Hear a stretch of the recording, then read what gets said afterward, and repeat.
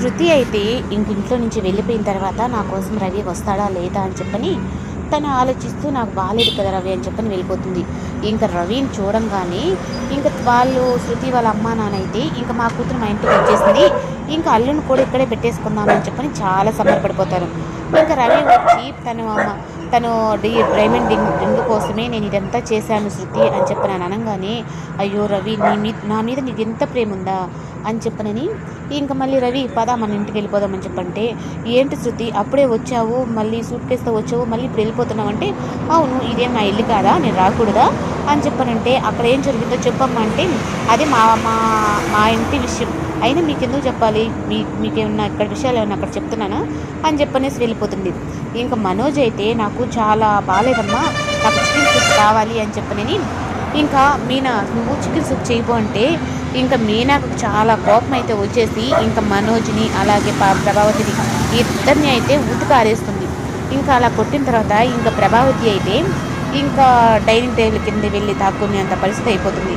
ఇలా చేస్తున్నావా నువ్వు, రాని నా కొడుకు నీకు చెప్తానంటే, ఏంటత్తా ఇప్పుడు నీ కొడుకు గుర్తొచ్చాడా, ఇప్పుడు దాకా నాకు అసలు నా కొడుకు నాకు ఒక్క కొడుకేనన్నట్టుగా ప్రవర్తించావు, ఇప్పుడు నీ మీద దెబ్బ పడేటప్పటికీ నీ కొడుకు గుర్తొచ్చినాడా అని చెప్పనని ఇంకా ప్రభావతిని అయితే ఉతికారేస్తుంది.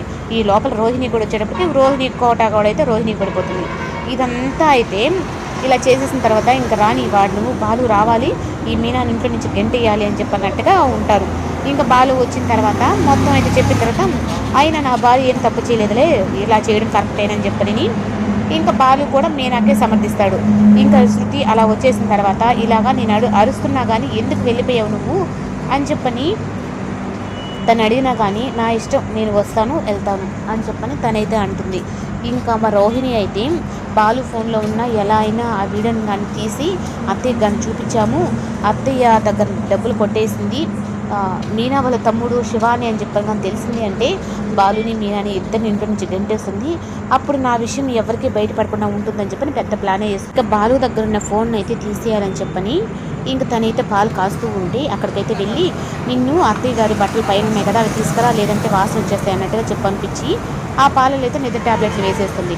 అవి తీసుకెళ్ళి బాలుకి ఇచ్చేసిన తర్వాత బాలు అలా మత్తులోకి వెళ్ళి తన ఫోన్లో నుంచి తీసుకొని ఆ వీడియో అయితే రోహిణి ఫోన్కి పంపించేసుకొని ఇంకా ఉదయానికల్లా అయితే పెద్ద గొడవ జరిగేటట్టు చేస్తుంది.